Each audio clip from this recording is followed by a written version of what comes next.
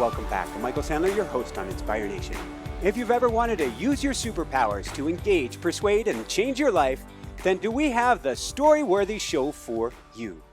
Today I'll be talking with Matthew Dix, the international best-selling author, 36-time Moth StorySLAM champion, 5-time GrandSLAM champion, and counting, co-founder of Speak Up, and the author of a truly brilliant must-read book for spinning a yarn, Storyworthy.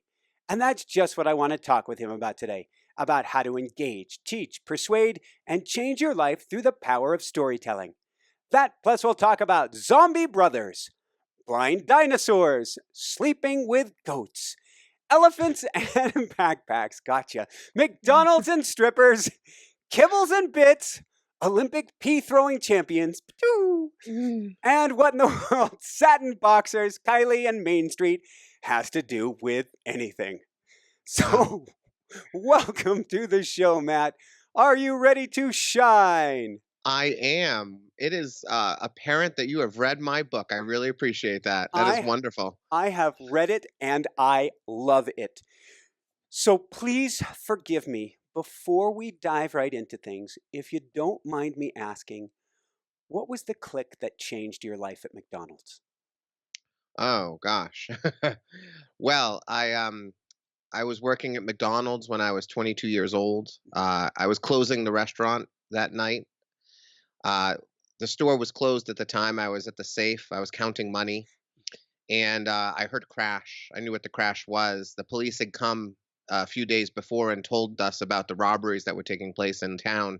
My girlfriend's McDonald's had actually already been robbed on the other side of town, and a Taco Bell that I could actually see through my drive-through window had been robbed, and in that robbery, someone had been killed. And so I heard the crash of glass, and I knew what was happening. I make the worst decision of my life.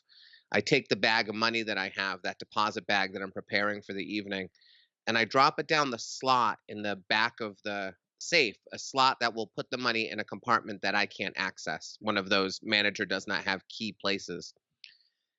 And I don't know why I do it, but I do it. And then the men are in the office with me, and they've gathered my crew people, and they've laid us all down on this greasy red tile floor. And they figure out pretty quickly that there's not enough money in this safe. And they find that compartment in the bottom of the safe, and they tell me to open it. And I can't, and I tell them. And they start to beat me to get me to open the bottom of the compartment. And then when I beg for them to believe me that I can't open it. And then finally I feel a gun pressed to the back of my head. And one of the men says that I'm going to shoot you in the head if you don't open the safe. So he begins counting back and from 3. And after 1, I hear a click. And there's no bullet in the gun. It's quite a click. And I start to cry. And I start to crawl away, and I can't breathe like anymore. I'm just sort of, that's it for me, really. I'm not functioning anymore. And they're laughing and they're kicking me. And then another one grabs me and pulls me back to the safe. He pushes my head down right into that grease. And then I feel another gun on the back of my head. And he says, "This one has a bullet. And this time I will shoot you if you don't open the safe." And I'm not begging anymore because I can't speak, I can't talk, I can't do anything. And so I just remember I was angry and frightened. And then as he counted backwards, I just became sad, like just filled with regret because I was 22 and I had done nothing with my life. I was just barely surviving, and every dream that I had ever had in my life now wasn't going to come true. It's a moment when I really knew, or, at the time I truly believed that I was going to die. And I just rolled over to regret, and he counted back, and there was another click, and they laughed some more, and they left. And actually, what I just told you, it's a miracle I can tell it to you, because for 15 years I suffered with post-traumatic stress disorder until my wife finally sent me to therapy, and I used to not be able to speak of it at all. But that's the click that happened that night. That truly actually changed my life. It's true. Thank Yeah. you so much for sharing. And you talk about the book, and we may get there about how you tried to give that talk twice, and the first time did not go so well, although you don't know that it actually didn't go so well or not That's because you true. don't recall it. Right. The first time I took the stage to tell that story, I had been through years of therapy at that point. I thought I was going to be fine, but it turns out that you can't speak in front of 900 people the same way you can speak in front of your therapist or your wife. So there's like a perfect hole in my memory when I went on stage to tell that story and it did not come out the way I planned. One of my friends just was talking to me about that night and he said it was like you bled out that night. He said you were like an entirely different person on stage. You were so angry and so embittered, and I came in second place that night in the Moth GrandSLAM, uh, but I definitely wasn't going to win because it was a disastrous night for me because I can't remember it to this day. I don't remember a single moment from that night. But I went back a year later and I told it to 1,100 people at an even bigger theater. But at that time, I had learned how to prepare myself, and so that one went much better. And that one's actually you can see that one on YouTube now. Woohoo! Yeah, so I got through it, but I've it's been a learning process all the way. Yeah, I've had to learn a lot. and you and I, we don't even have to go there, but certainly when I guess it was actually only until a few years ago when my wife met me, and years afterwards, I even start to stutter now. I would have screaming dreams, and Yeah. Yes. Right. I used to tell my wife it was my thing. I would wake up in the middle of the night screaming and I said, "It's just like people collect stamps, people play tennis. This is the thing I do." And she told me it wasn't a thing. But it was what I was used to for a very, very long time. so going from there, let's talk about storytelling a little bit here, maybe even more than a little bit. Were you Yeah. always a good storyteller? I don't know, to be completely honest. I didn't grow up with storytellers. My parents were very much sort of in the other room all the time through a cloud of secondhand smoke, like actively disengaged with my life. So I didn't grow up gathering around the table and talking. When I was young, I was keenly aware that there were guys who were better looking than me. Mhm. So when I was at a party, like I couldn't get girls to sort of look at me. And I discovered that if I stood next to them and I told stories about my embarrassments, bad decisions, those self deprecating stories. If I stood next to them and talked long enough, they would eventually begin to turn in my direction if I got them to laugh. I say I was romance's version of erosion. I just wore away at them. And then it would work. I actually, I became the guy who was funny and the guy who had lots to say, and I really became the person who was not afraid to say anything. So I became the person who just my friends say I live out loud, which is whatever happens to me, I'm going to tell you what it was, as terrible or embarrassing or humiliating as it might be. So I don't know if I was a good storyteller back then, but the thing I was vulnerable and authentic when other people were not being that way. In your 20s, you tend to sort of put up a lot of fronts. And I didn't have anything to put up. So I just decided I'm going to just expose myself for exactly who I am. Awesome, awesome, and that vulnerability, that's a that is such a missing commodity today. Yeah, well, the mistake people make is they don't understand that vulnerability is a signal of strength. That bravado you know, and bragging and all of that is really a sign of weakness. Like anyone who needs to speak highly of themselves, there's something inside them that is not working properly. There's weakness there that's very easy to exploit. Whereas if you see someone who just says, "Here's a humiliating thing that I did. It's completely on me. I did it. I own it." There's enormous power in that, and people don't recognize those distinctions. So talking about enormous power, tell me about Chili's and your future wife, Alicia. Oh, well, that's that's the best result I've ever had from storytelling. My wife and I were teaching together. I'm an elementary school teacher, in addition to all those other things you mentioned, and she was as well. And for about a year, we were teaching together, and we were friends. We slowly became friends, but we certainly weren't romantically involved yet. In fact, she was engaged to someone and was breaking off the engagement. She always points out, not for me, just because it wasn't right. And I was dating the school psychologist at the time. Oh my. But yeah, I know, but we were good friends, and I liked her. Like she was a woman who I never thought I could ever get. She was sort of, beyond the pale for me. But we were waiting for a talent show one night, and I said, "You want to go have dinner?" It was our first time having dinner. We went to Chili's. I point out it was not a first date. I don't want people to think I took my wife on a first date to Chili's. There's nothing wrong with Chili's, but it's not first date material. But we sat down there, and for the first time, we really had like a conversation just about ourselves and not necessarily work. And she asks me questions, and if you ask me a question, I tell you a story. That's basically how I operate through life. And that was the night. Someone asked her years later. They said, "When did you first fall in love with Matt, or when did you know you and Matt were going to be together?" And she said it was that night in Chili's. She said we weren't together, and we were actually sort of with other people. She said, but that was the night I realized he was different. He told me stories that no one would ever tell, and I discovered he was different than anyone I'd ever met. And I discovered I wanted to continue listening to him. And so storytelling got me the best spouse that there has ever been. So, for that reason alone, people should be telling stories. Like just can never imagine what can happen from a good story. Woohoo! Yeah, And so it was a good night. and what I find intriguing about this, and I share this with my wife, and she snickered because she would have done the same thing. Um, how long did it take her to tell you that it was storytelling that had her fall in love with you? And what did you do? What did she say when you confronted her with this?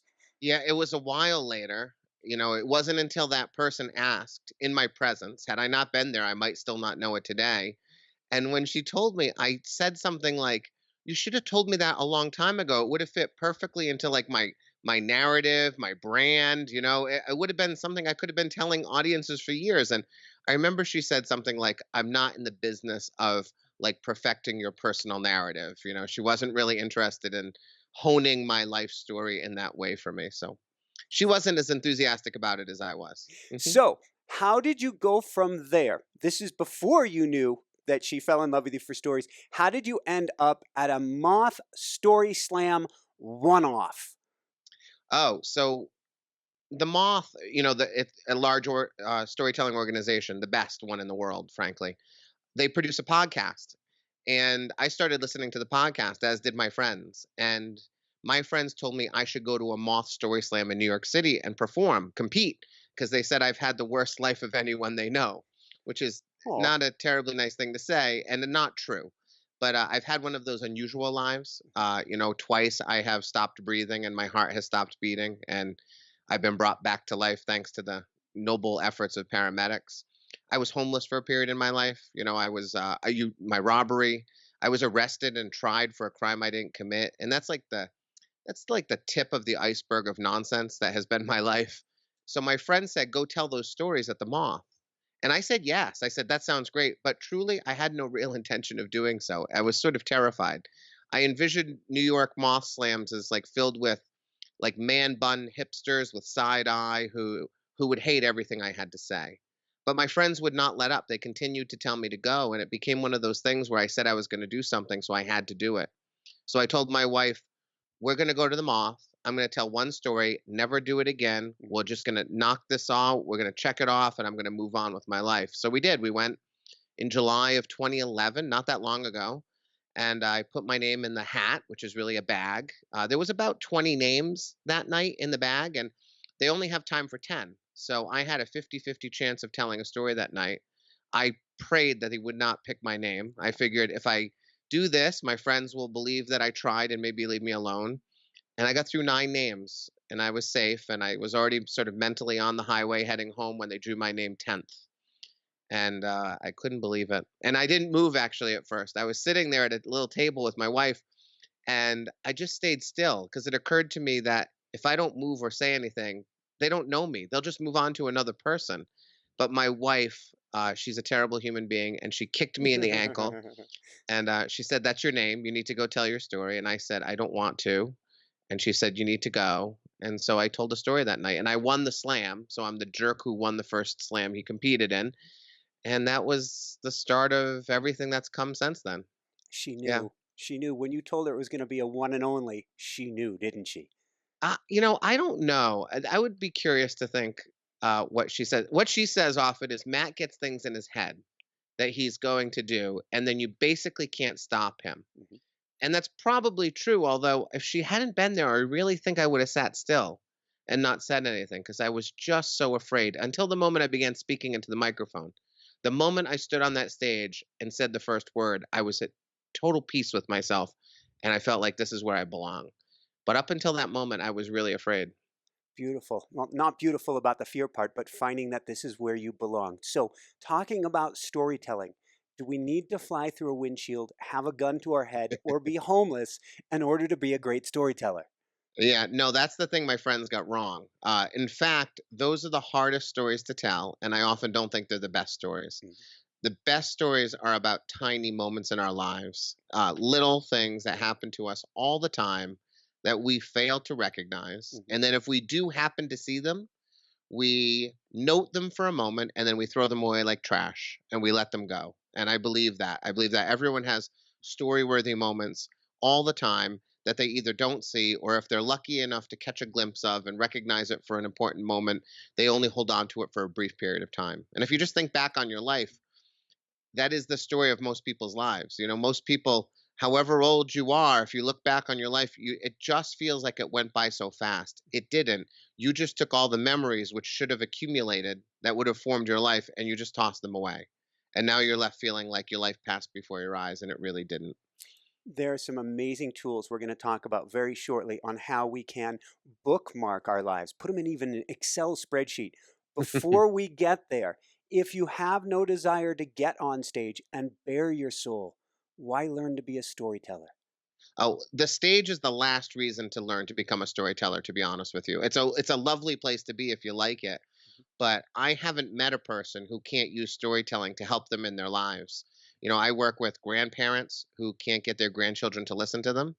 I meet with people who can't get a second date because what they say on their first date is so horrendous that the second date doesn't work well.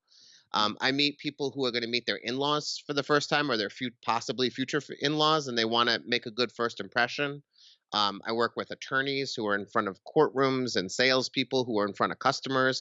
I work with a lot of clergy, rabbis and ministers and priests who have to sermonize every week.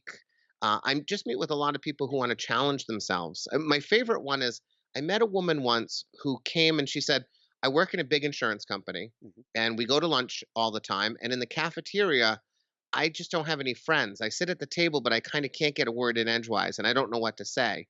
She said, all I want to do is to be able to make some friends at work. So she took some workshops with me. It worked. She made new friends and she promised me she was never going to get on the stage ever. She was just looking to speak at the cafeteria table. She went on to tell a story for us on the stage and now she tells that story for the Anti-Defamation League and she travels doing that sort of semi-professionally. But even if she didn't do it, she made friends through storytelling. And that's what I believe. That's for me more than the stage. I'm the worst golfer in the world. Like truly a horrible golfer, both in score and form. Like you don't want to watch me play golf. But right now, there's people playing golf, and I could have been playing with them at this very moment, but I told them I couldn't because I have an interview. People are always asking me to play because they know that even though I'm going to be a terrible player, I'm going to tell a good story along the way. And so you can become that person, that persuasive, likable, engaging person through storytelling. And I believe, as we'll talk about later too, it also may help heal your soul. Yes, I mean, to be completely honest, that was something I always knew but discounted because I thought no one would care about it. I always thought it was for performance and for connection, which it is, but very much so the storytelling that I have done has helped me tremendously in terms of looking at my life and sort of sealing off trauma and recontextualizing it and producing something beautiful from something terrible. And people are really drawn to that in a way I have just started to begin to understand. So, and going from there, from beautiful to terrible, if we talk about what is a story, one of the things that intrigues me most, you didn't put this words in there. I call it the hero's journey, but you say, then that's obviously not my original language, must share change over time. Yeah, it has to be a moment of either what I say transformation, which is you're going to change, Mhm. or realization, which means you've come to a new understanding. I used to think I was this, but now I'm this, or I used to have this opinion, but now I have this opinion. There has to be some change over time. Most people make the mistake of thinking a story is stuff that happened to me, and I'm going to tell you what that stuff is in the order it happened. Right? The classic Ouch. example is like a vacation story. Someone gets back from Bermuda and says, let me tell you about my vacation. It turns out no one's ever wanted to hear the next sentence of that story. In the history of the world, no one cares what you did on vacation unless while you were there was a moment of transformation or realization. Something really happened. Otherwise, you're just trying to relive your vacation at the expense of your listener. and you're throwing in food that you enjoyed as well, which they will never taste either, so they don't care about that. So we're looking for moments of change, tiny moments where we were one thing and now we're another. They don't have to be big. In fact, the smaller ones are the better ones. And on the smaller one side of things, what do yellow bits in kibbles and bits have to do with anything? My brother's gonna love that. Uh, well, the Well, that kibbles gets and into bits. Zombie Brothers as well. Yes. Well, the kibbles and bits. When I was a kid, I was not a nice brother. I was the eldest brother, and so because I wanted to torture Jeremy, my brother, I once convinced him that the yellow bits in the kibbles and bits dog food. It used to come in a patty. I don't know if it does anymore, but it was a sort of a single wrapped patty Mhm. that was reddish and yellowish. And it said real cheese. So I think actually it was cheese, but sort of not fit for human consumption cheese. And so I convinced him it was real cheese. Mhm. And I got him to the point that I would pick it all out every day and he would eat it all until the day I wasn't home to feed the dogs. And my mother was feeding the dogs. And Jeremy walked by the counter and I wasn't there, so I only have the report of what happened. I really wish I had been there. But he just sort of reached in and grabbed a bit of the cheese and popped it in his mouth. And so you can imagine what my mother was thinking when her like 8-year-old boy reached into the dog food and popped a little into his mouth, how horrified she was. And so that didn't go very well for me because, No. he explained what happened. Uh, but that was a moment. It was a moment for my mother, frankly, I think more than me, but it's a moment that makes it into one of my stories. I Yeah. like it. What's wrong with telling drinking stories? Oh, drinking stories. Well, I do have some rare exceptions where they're acceptable, Mhm. but drinking stories, the problem is they're so often hilarious to you only. Uh, they're often if you have a drinking story, I say, and you're over 40 when it happened, it's probably just sad and tragic. If you were 15 to say 25 and you have a drinking story, it has a possibility, however slight, of being entertaining. But the older you get, they just become really sad unless you're over 70, and then it's guaranteed to be hilarious because drunken elderly people, I just think that's always kind of funny. But I mean, really, the problem is there's no transformation or realization. They tend to be the kinds of stories that you had to be there. I have drinking stories that I love, and I only tell them to the people who were present at the time as like a reminder of remember the time I did this. And we all love it because we were there. But otherwise, it's not a story that you really want to be proud of or be telling on a stage or telling in an interview for a job or on even a first date. Like these are not stories we should be sharing. I have drinking stories I haven't told Alicia, my wife, and we've been together for 15 years. She still doesn't know them, and because I know she doesn't care about them, so I don't burden her with this trash. Going from there, telling other people's stories. That's hard, and I don't recommend it. The problem with telling other people's stories, it requires no vulnerability or authenticity. It's just me basically. Me telling my friend's story is the same as me telling the story of the assassination of Lincoln, right? It's just history to other people. If my friend who they don't know and who is not here is being, the center of a story, they might as well just be a historical character. So there's no bravery in telling that story. There's no stakes. There's no like, oh, this is the person who it happened to. It's just another human being who might as well be a fictional human being. So I don't think they're great stories to tell. I will tell them occasionally. I have a friend named Phil who was supposed to be guarding nuclear weapons one night, and instead he went for beer, and it created a big problem.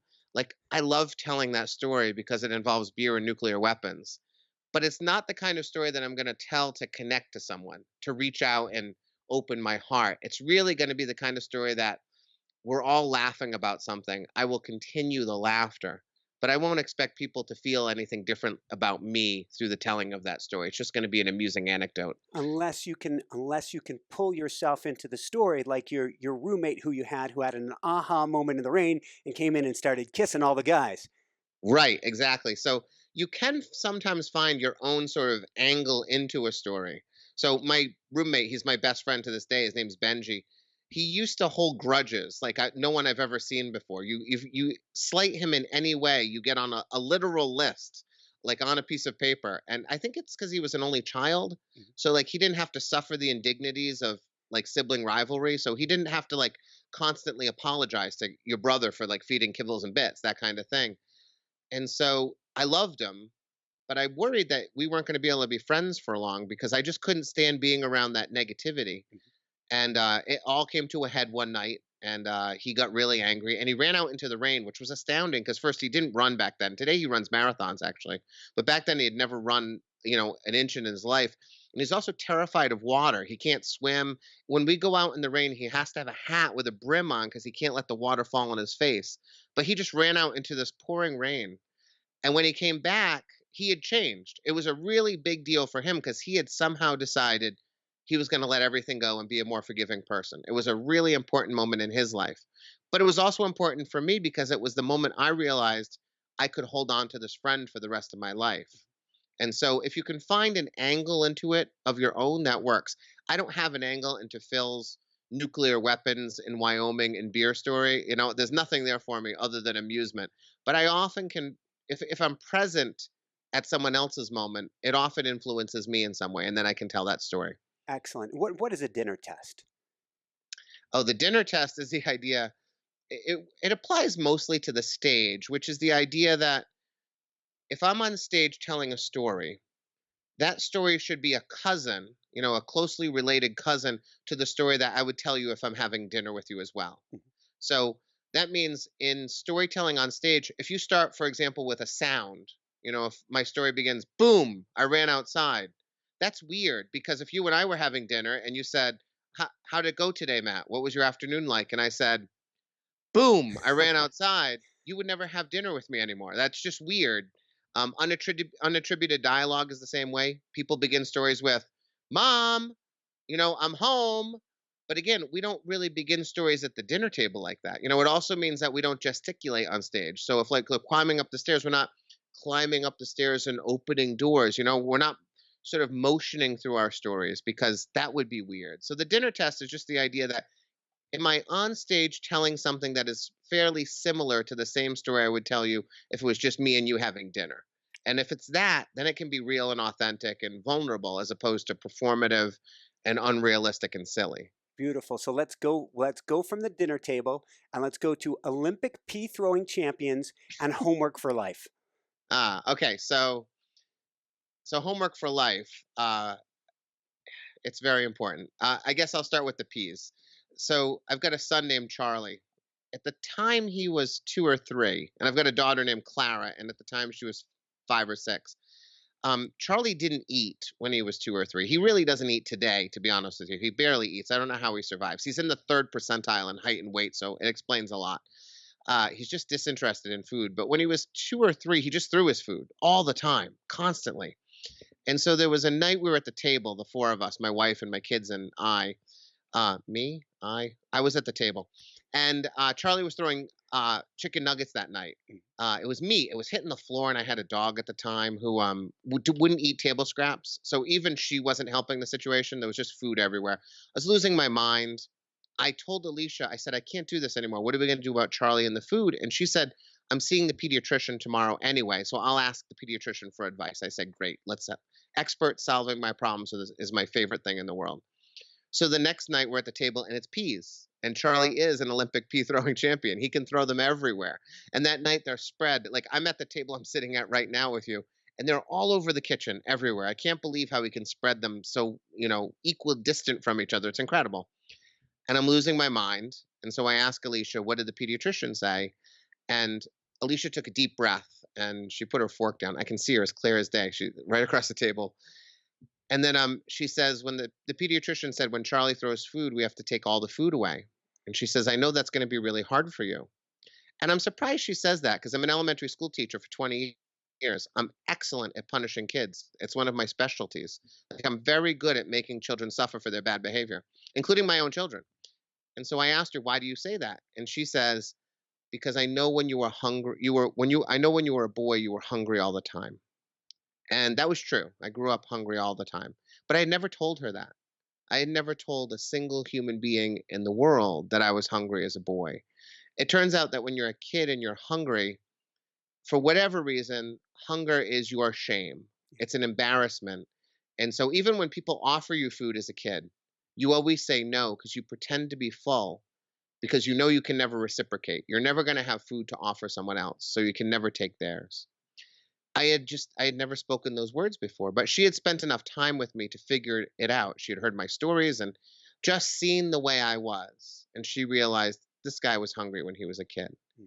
And then she tells me that when I pack lunch for Clara every day, because she was going to kindergarten, I'd pack lunches in the morning. I'd put more food into her lunchbox than a kid could ever eat in a single day.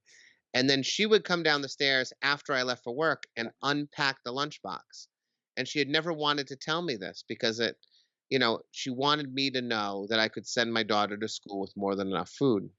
And so when people ask me to tell stories in New York or Boston or wherever, that's the most requested story. It's a much longer story than what I just gave you, but that's most requested. Even though I'm a person who has died twice and been arrested and tried for crime he didn't commit and was homeless and the robbery and all that, because that moment connects with people because we all understand what it's like to be hungry for food or something else, and we all understand what it's like to carry a secret with us. We probably all carry secrets. Maybe you wish that you had an Alicia who could say it out loud so you didn't have to bring words yourself. And we all understand if you have kids what it's like to want your child to have more than you had. And so all that happens at that table, which becomes a story. But the important part of it is if I'm not doing homework for life, this process that I've created, that's a moment I have with my wife, a moment of beauty that happened maybe 4 years ago. I wouldn't remember it today because we have those moments all the time. I would have recognized it at the moment, and then eventually I would have tossed it away, like we do with all our moments. So I do this thing called Homework for Life, which is a homework assignment I gave myself 5 years ago, 6 years ago almost now, which is basically I just sit down right here at this table every night before I go to bed, and I ask myself, if I had to tell a story about something that happened today, even if what I would tell is boring, benign, not story worthy at all, pick a moment and force yourself to pick a moment that is most story worthy.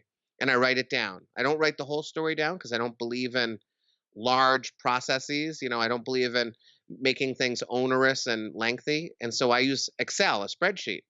The one column is the date, Yep. and then the next column, which I stretch across the screen, I put the story in that column only. And so only the things I can fit in there, just enough to get me back to the moment. And I started doing that every day, just in hopes of finding a couple extra stories so I could get on stage more often with new material. And then through the process, I discovered that you develop this lens for storytelling that you never expected to have. This understanding that your life is filled with truly story worthy, meaningful moments that I never saw before until I began this process. And anyone who's done it with me, there's now thousands of people who do it, they'll all say the same thing, which is, I see my life differently. I just got an email today from someone who's only been doing it 30 days. And he emailed me and said, my God, I never thought my life was like this. But it's 5 minutes, it's reflecting on your day and finding a moment of worth. Even if that moment is never something I would even tell my wife, just something that made it different than last day. It's simple. I think it helps slow down your life. It helps make you more present. I'm going to start into this after reading your book, and I'm like, why haven't I been doing this my whole life? Well, because I hadn't read Matthew Dick's book. Well, a lot of people think of it as journaling, and I just tell them no. Like, journalers are very precious people. They're like butterflies that flit through our lives. Most of them are really good at journaling after someone's broken up with them, and they're very good at not journaling once they have a new relationship. They sort of journal their way through grief and sadness, but that's not really what I'm looking for. I'm looking for recognizing that every day is important and that every day has a moment. Even if it's not something to tell in a story, every day has something that makes it different than the next.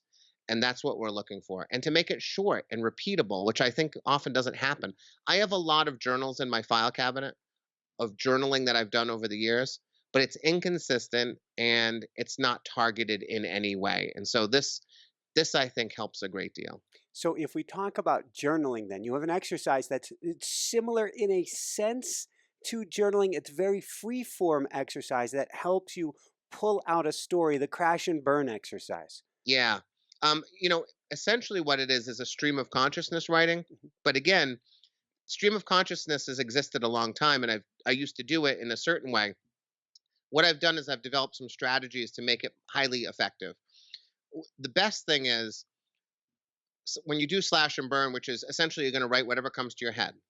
and you can't judge it in any way, which is really hard for people because whenever people put words on a page, because of the terrible English teachers we've had in our past, we can't help but judge what we put on the page. Mhm. So we have to remove all judgment.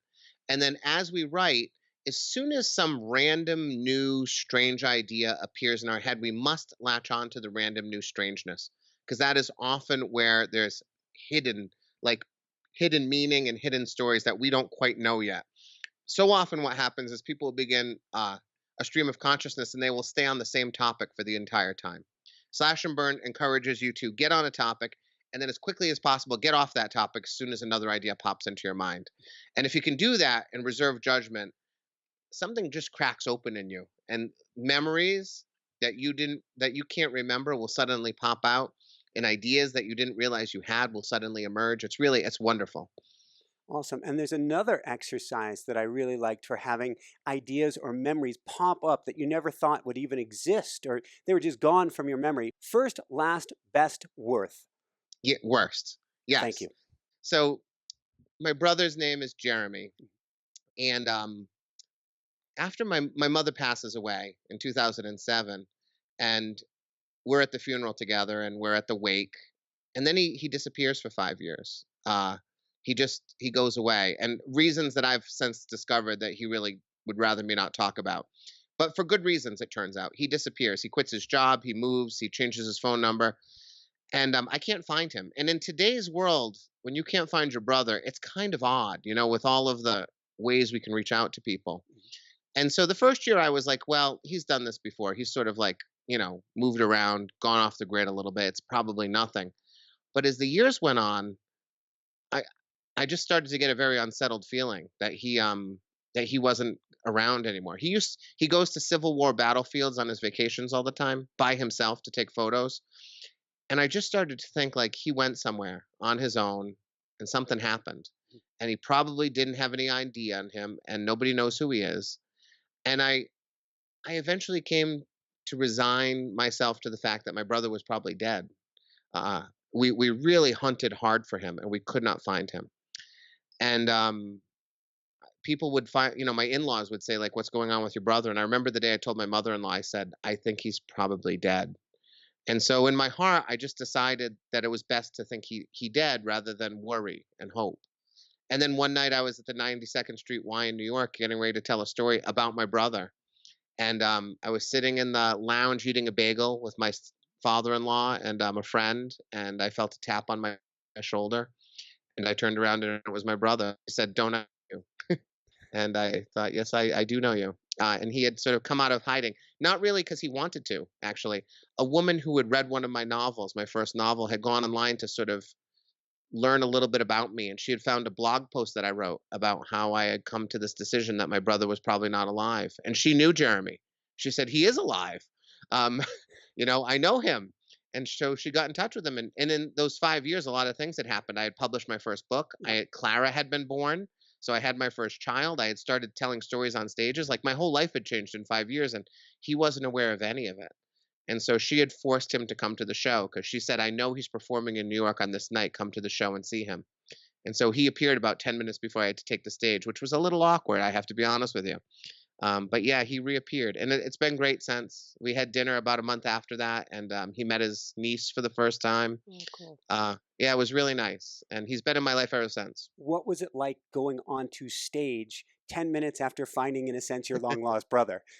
Well, it was one of those rare instances. I tell storytellers, just get on stage and tell your story. Yeah. Don't talk. Yeah. Just get into the story. But that was one of those moments I had to get on stage and say, "Listen, I just have to tell you what happened so that I can tell you my story." So I told everyone sort of what had happened, and that let it go for me, so I was able to tell my story effectively. And then I got off the stage, I ran to my brother because I was afraid he was going to disappear. So I just went right over to him, and he said, "You messed up that story. You forgot the best part." And it was true. I had forgot the best part of the story, something I didn't remember until he reminded me. So the first story he ever heard me tell, he had a lot of criticism for it because that's who he is. And you're happy he's back. And I'm very happy he's back. Yeah, it's What, very nice to have him. what is the Spider-Man principle of meetings and presentations? Oh, that's not mine. I'm not going to take too much credit for it. That's Kevin Smith, Mhm. the filmmaker and comedian. Kevin Smith, in his memoir, Tough Shit is the name of his memoir. He argues that anytime you are standing in front of human beings for any reason whatsoever, whether it is a meeting or a training session or an AA meeting, Mhm. he says you have an obligation to be entertaining. You have other things too. You can deliver content, you can teach, you can train. But if you're not choosing to be entertaining, you're failing everyone. You have this obligation, like Spider Man has, right? His big obligation, he has to go and save the world because a spider bit him once and he let his uncle die, and now he's burdened with this power. You're burdened with the power every time you stand in front of human beings. You have the power to entertain. And if you choose not to even try to entertain, you're failing the audience. And I believe that. I believe I'm a teacher, and every single day I try to entertain my students. I feel like every day they spend in my classroom is a day of their childhood that I'm stealing from them. And so I try to make sure every day is as entertaining and fun for them as possible. And it doesn't matter what I'm doing. I train a lot, I speak a lot, I try to be entertaining no matter what. But I'll tell you, I meet a lot of people and I sit through a lot of training where no one ever thinks that being entertaining is an important thing. So I believe in it strongly. How does storytelling give you superhero powers, and how has it changed people in your life? It is a superpower when you can tell a story. I really believe that for a lot of reasons. I think if you can tell a story well Mhm. and you're brave enough to be vulnerable and authentic and honest, you can connect to people in a way that is unimaginable. The most amazing thing that's happened to me in storytelling is 4 times in my career I have stepped off a stage after telling a very vulnerable story about myself, Mhm. and I've had a woman come up to me and tell me the story of her miscarriage. And in all 4 instances, she had never told anyone that story until she told me. And I just thought that was crazy. And then I called my wife the first time it happened. Mhm. My wife has had a miscarriage. And so I said, "Can you believe this happened?" And she said, "Of course it happened. You stood on a stage, you opened your heart, you made yourself vulnerable." She also pointed out they didn't have to see you the next day. It's hard to reveal a secret to someone and then like have them across the cubicle the next day staring at you. Mhm. So I was sort of like an open, vulnerable vessel to give a secret to and then move on in life, to unburden yourself a little bit. So I am the carrier of more secrets than you could ever imagine. People tell me the most astounding things when I get off a stage or when I'm done with a workshop. They just pour their guts out to me. And so that ability to connect to people is really wonderful because when you can connect, you can basically get people to do almost anything you want. You know, we can fundamentally disagree on things, Mhm. but if I tell you a story that expresses vulnerability, you can't really hate me anymore. You can still disagree with me, but I think in the world today, what we have is a lot of hate. I think we disagree with people and therefore we don't like them. And oftentimes, therefore, we hate them. Whereas the world used to, I really believe, used to be we disagree, but we can still eat together. We can still have our children play together, right? We can still bowl together and golf together. It's not as much like that today. So I think storytelling is the superpower that bridges these gaps. It allows you to reach out to people. And when you're in an interview, you're a great interview if you can tell a story. It's really a wonderful thing. And if you're standing in front of an audience and you can tell a story, it's a great way to grab people's attention. So just that ability to craft a story is so lost today. And most people are staring at their phones, they're staring at their computers, they're trying to avoid every phone call because all they want to do is text message. So if you can actually engage imagination and attention and get them to not look at their phones for a little while, that is a superpower and it's very rare. So if you can do it, you're going to be better off than a lot of people. It's going to give you the up, that advantage that you need in like an interview. Um, One of my favorite things that happened to me was I was in Brazil a couple years ago, Yeah. and I was meeting with an engineering firm, the CEO of an engineering firm, and I'll never forget. He told me, he said, "Today I hire bad engineers who can write and speak well." He said, "Because I can train a bad engineer to be a good engineer." He said, "But the guys that I hire who can't really speak effectively or write effectively, I don't know how to fix that." He said, "I can't fix someone who can't write an email or stand in front of a planning board, or stand in front of a client and present effectively." So he says, "I hire people that build unsafe bridges and teach them how to build safe bridges because they know how to talk." Imagine though the power that you give a kid or you give an adult if they can do that, if they can tell that story. They don't have to be as good at other things because they can connect. I believe that about myself. I'm a fundamentally an average person. I kind of believe I'm an unlikable person in a lot of ways. And if my wife Not was a here, chance. no, if my wife was here, she would say there's a little bit of truth in that. But I managed to tell great stories. And that way all the unlikable parts of me are forgiven because I can connect and be vulnerable with people. Woohoo! On that note, what one homework assignment would you give people to help them start to bring out the stories from within? So what you should do is you have to listen to stories. And the problem with the world today is that we don't make space for people to tell their stories. Mhm. And so I am a person who, in every situation, tries to be the last person to speak. And if you attune yourself, you'll start to hear people say things like, "Oh, that once happened to me." And they'll trail off because they don't feel that they have the space to speak. Especially if you're not like me. I am a white American straight male. I have all the privilege in the world, and I remind myself of it all the time.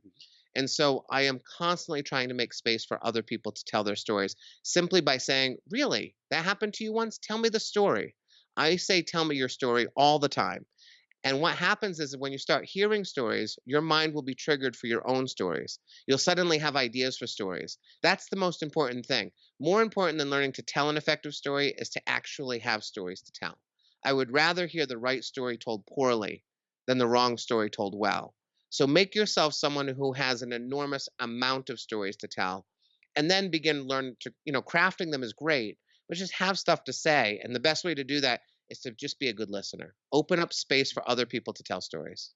Brilliant, brilliant, brilliant. So, what advice would you give? This is Jessica, my wife. She's the producer. Always wants me to ask a question for parents and their kids. What advice would you give parents to help their kids with storytelling? So, first of all, you have to tell them stories. You have to become the person who tells stories. Be the person who tells childhood stories because that's the kind of stories they're experiencing right now.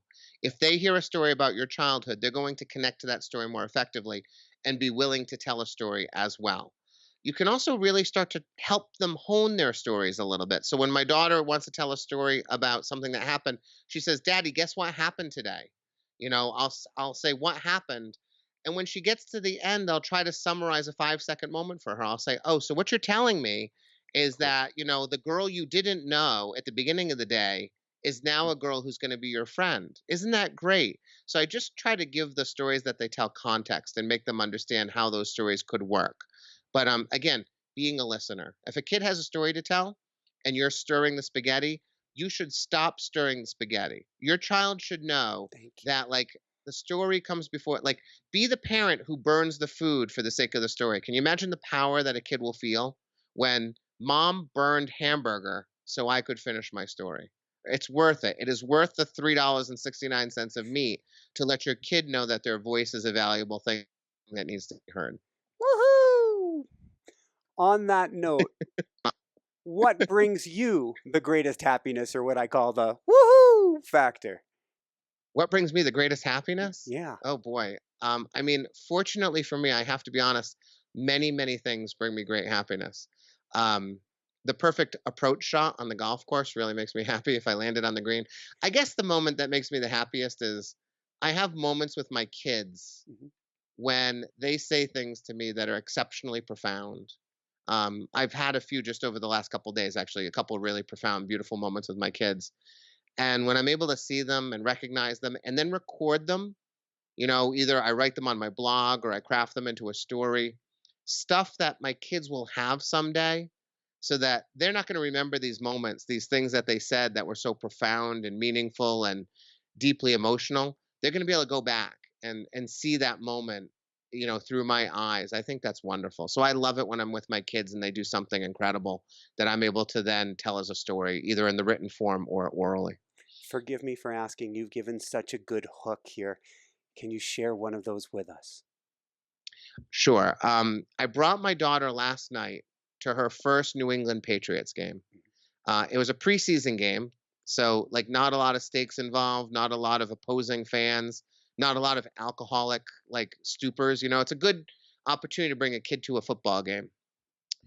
I sit in the 300 section, the top section, 4 rows from the top. You really can't get any higher than how I sit. And as we climbed the ramps and we ascended the stadium, my daughter became more and more anxious as we went. And when we finally got to our seats, she was terrified. She was crying. She could not handle the heights. And we had driven 2.5 hours to the football game. And I realized she's not going to be able to watch this football game. She won't sit here. She's going to cry the whole time. And so I took a couple pictures and then we left. I saw 3 plays in that football game, 2 incompletions and a punt. Really sad. And then I had a 2.5 hour drive home. So I've just invested 5 hours for 3 plays in a football game. It's not what I imagined it was going to be. And to be completely honest, I was annoyed.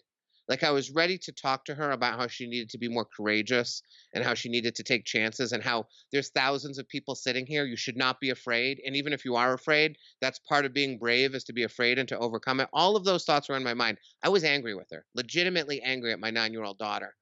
But as we went down the stairs, I said to myself, and I say it all the time, I say, will you be happy with yourself tonight when you tuck her in if you have this talk with her right now when you're angry and disappointed with her?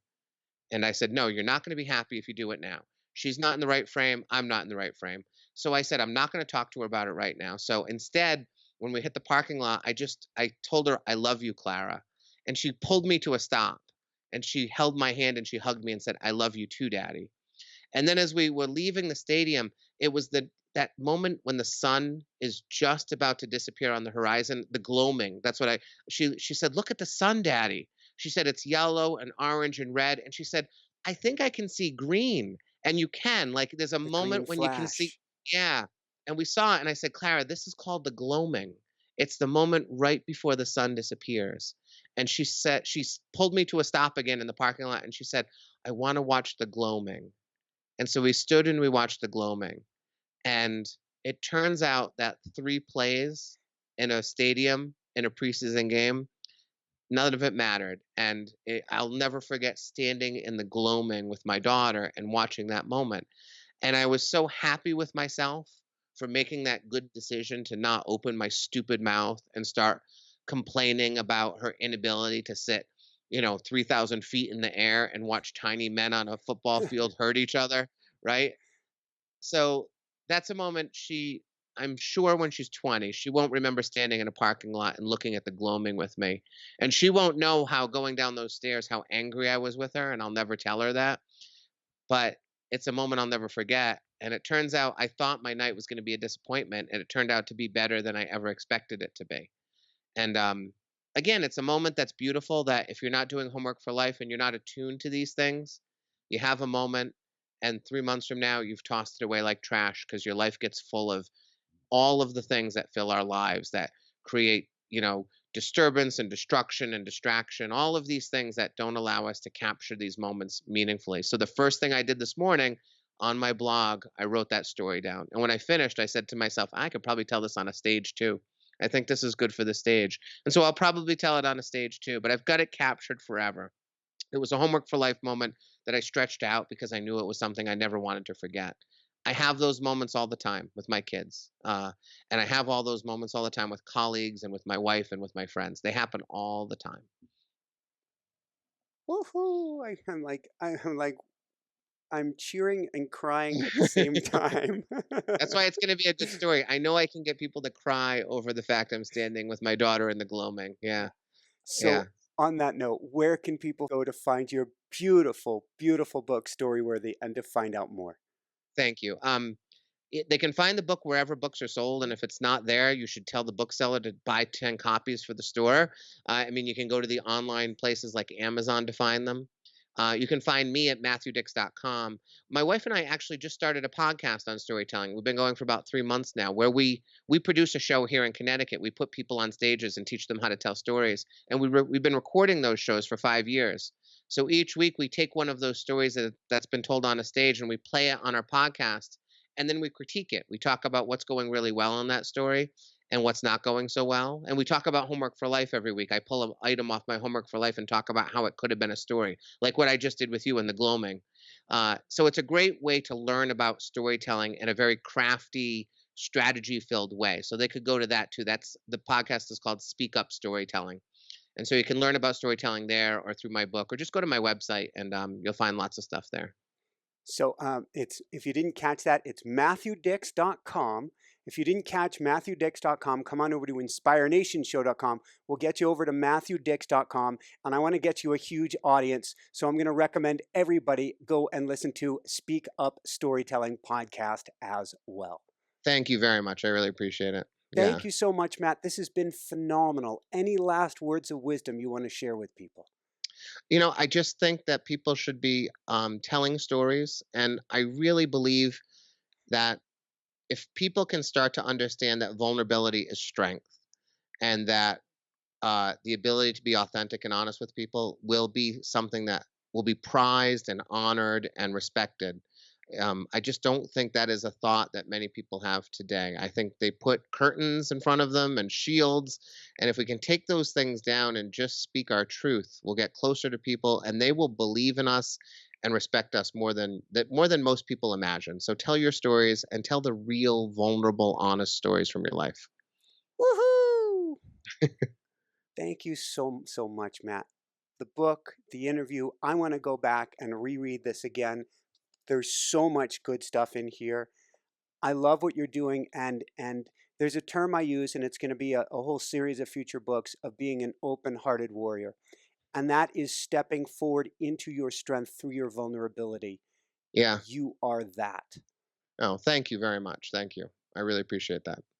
So thank you again so much for being on the show. For everyone out there, this is Michael Sandler saying, be well, have fun, get storyworthy, and begin telling your own stories today. And shine bright. Woohoo!